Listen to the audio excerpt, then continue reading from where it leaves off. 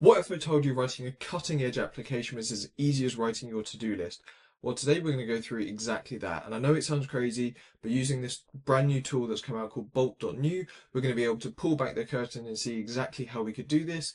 The use case we're going to run through is just building maybe an AI and automation dashboard that you could use with your clients so they can see their usage, maybe some of the different key elements like their sentiment score, or number of models you've got active for them. And again, this can be done no coding. You can jump straight in, enables you to turn things around incredibly quickly. You can go from an idea to a product within a matter of moments and actually show this maybe to either your client as a prototype, or again, you could actually look for maybe the investor side. If you've got an idea of something you want to build, develop and sell in the future, again, you could use a tool like this to show them visually versus explain the idea or do maybe some mock-ups in other platforms like Figma or PowerPoint to show maybe what that design would look like.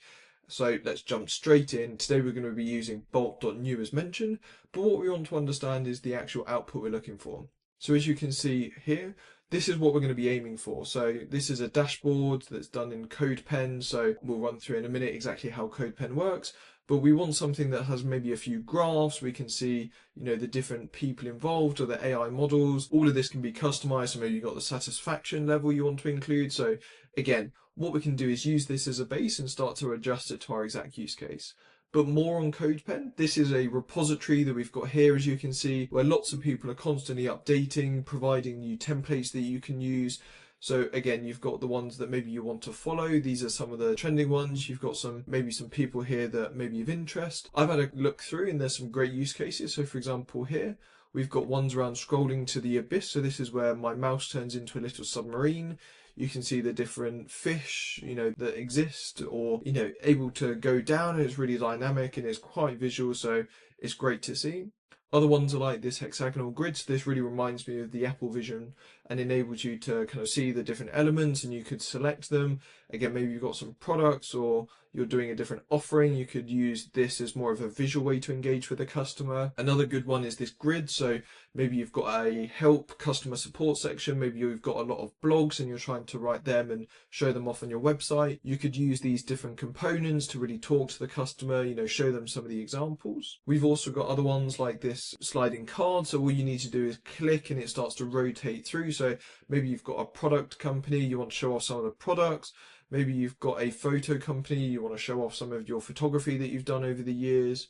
We can also include different elements in the website as well, or the application. So as you can see here, we've got ones such as the buttons. So again, you can make this more dynamic. Maybe you want it to be a wipe or flicker. So again, able to change exactly what you want, enables you to really adjust it to how you want to do it. But how are we going to do this? How are we going to build this dashboard? Well, if we come into Bolt.New, we're going to come into here and literally talk to it like a human or a developer. So we're going to, hi there. I would like you to build me an automation and AI dashboard that I can use with my clients so they can see their usage. For example, it could include number of models, agents active, the usage per month, etc. Please use the following structure to develop the dashboard. And then what we need to do is come back into our dashboard here. So as you can see, we've got the CSS. We want to copy all of that. We want to paste it in. We want to enter a new line. So Shift Enter. We want to come back across. We want to copy all of the JS. We want to paste that in. We want to do OK or click, send across. What this will start to do in the background is actually develop this app for us. So it takes a little while to do because at the moment it's really understanding your request. It's understanding some of the assets and the information that you've given it from the other examples that we've extracted. What we can see here is everything running in the background, so it takes a little while to do. But again, remember this is using AI, it's doing it straight away. It's a great way to go from your idea to prototype incredibly quickly, rather than spending months and months either learning how to code or, can be quite costly if you send it off to someone maybe to build that prototype for you. What we can see on the left-hand side here are, again, all of the behind the scenes, the wiring, the foundations of maybe a building, so you can really understand how it's all working. Again, this is all being done for you, so you don't need to worry about it.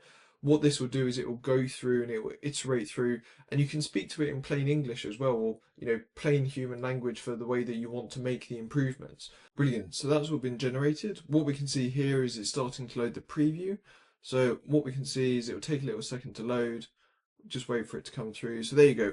AI and automation dashboard, exactly what we were looking for. So now we can start to go through and make some adjustments. So we've got a bar graph here. Maybe we want to have that as more of a line graph. So we could do, please change the usage analytics bar graph to a line graph with 2 lines for resource usage and predictions. And again, talk to it normally. What this will do is it will go through and just make some of the changes in the background. So again, you don't need to do this. And what you can also do is incorporate new elements, which we're going to touch on in a moment. So that's exactly how you could maybe send it off to a make.com scenario. And that's what we're going to go through today, more of a blog interaction. So there you can see we talk to it normally and it's been able to generate this line graph here for us. Brilliant. So what we're going to do now is look to, send it off to make.com. So what we want to do is include maybe a question section. So we want to do, please can you now a form section. I want to be able to send off information to a specific webhook. Please use the following structure. So we want to do one, we want a form that the user can enter a question. This should be in the style of the below. Send off the webhook to, and this is where we need to come into our make.com. So we're going to come in, we're going to create a new scenario. We're going to do webhook. We're going to click on that, and as you can see, custom webhook. We're going to generate a new webhook. Maybe we'll call this AI dashboard blog post. What we'll do is wait for the URL to be generated. We'll copy that. We'll come back into our app. We'll do paste in there. We'll do for. Show the response back to the user. Okay. So again, we'll send that off. So again, doing all of this in the background, able to do it very, very quickly compared to maybe what you would have to do in the past. And again, if we've got any issues, any problem solving, we can go through and make those improvements so that we're not having any issues, and it enables us to iterate through and get exactly what we want incredibly quickly. So what we'll just wait for this is to update. It should take us back into the preview as well. Brilliant. So we can see the dashboard at the bottom here. Maybe what we want to do though is make it a bit more dynamic, so we can come across to maybe this glow effect. We'll say, please can we change the form to have the title what's on your thoughts, and the text inside the form, instead of saying enter your question here, it should be share your thoughts and I'll return a formatted post. So we can make those changes. We can also say, please also make it more visually engaging with the following structure.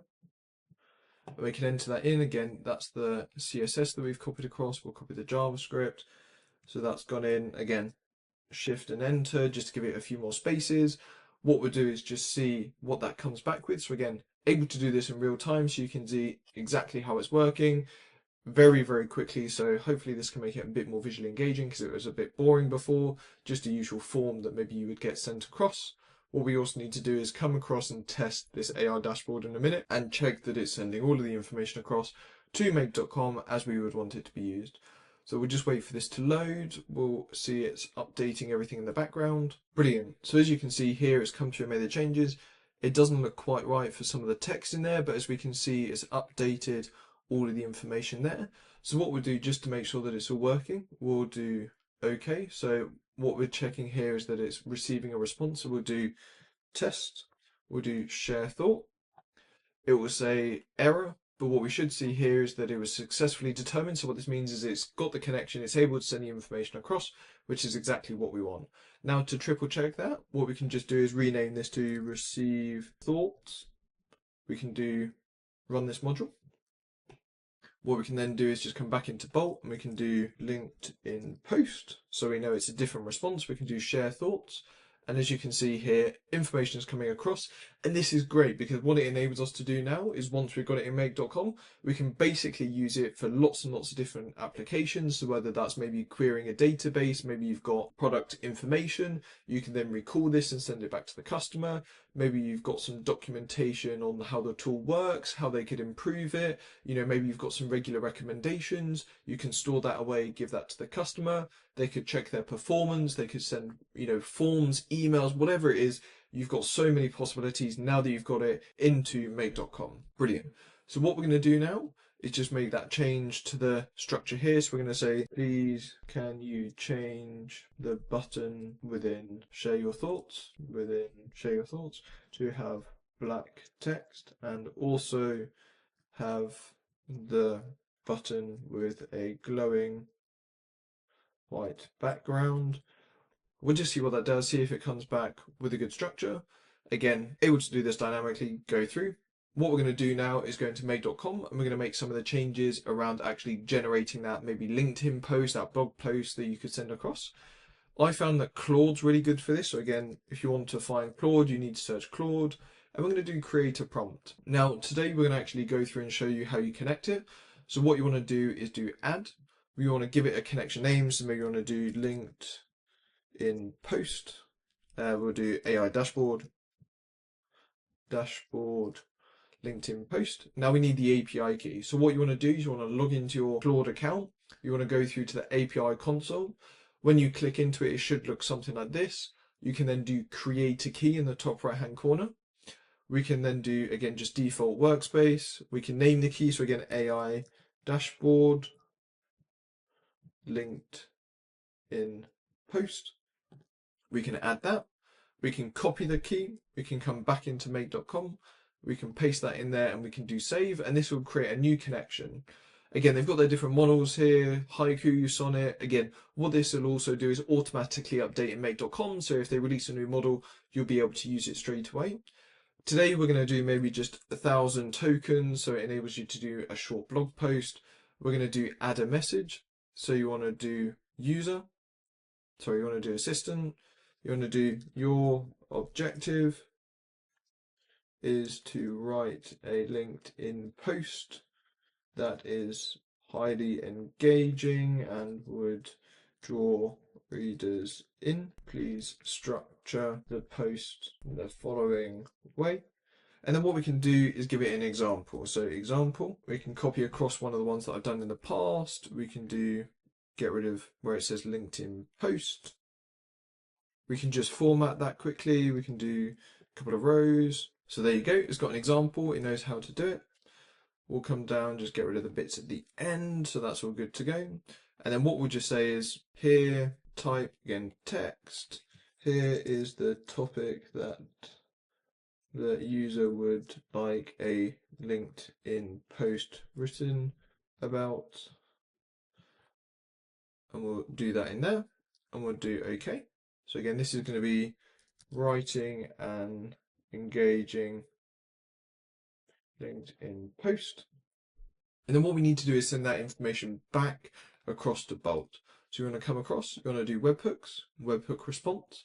We want 200, and then the body is just going to be this text response in here. So again, we're going to do response back to Bolt.New.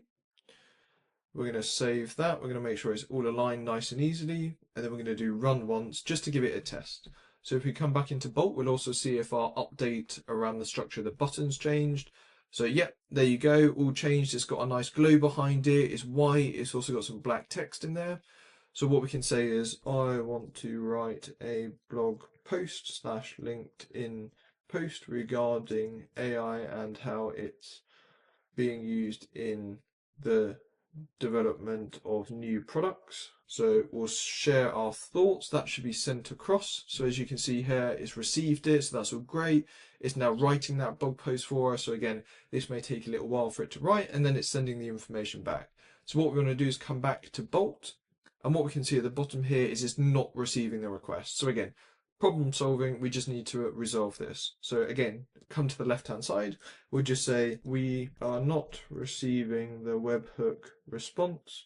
Please ensure that it is captured and that the user can read it. We'll send that off.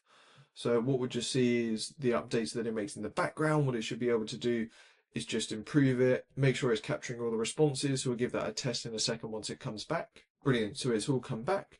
What we're going to do is give it another test. So we're going to come to make.com. We want to do run once. We'll do write a LinkedIn post about AI and how it's advancing so quickly and providing a competitive advantage. We'll do share thoughts. Again, make.com should come run through, should generate a blog post for us. What we'll do this time is just show you the post that it's outputted. So again, here, if we come into content, we want to do one and text. So as you can see here, it's generating a great productivity game for us. Example post that you can do. It's also sending that response back. So we want to see the body. There we go. So what we should do in here is now see the response. So there you go. You've got an automatic blog post written for you. Again, you can do this dynamically for whatever you wanted to, because now you're able to get information out of Bolt into make.com to process it, use it, analyze it, and send responses back. So it's a great way to dynamically deal with data. Maybe they want to ask some questions about it. What's my highest selling product? You'll be able to send off the information and give the responses back. This has been a really quick video. We've pulled back the curtain on a great new tool, which is Bolt.New, and you can generate really great dashboards incredibly quickly, low code, and it's exactly what you need for that customer. All of the resources are in the link below, so whether you want some of the prompts that we've used today, also we've got lots of other tools and prompts and demos and blueprints that you can access. Make sure to check it out. Have a great day.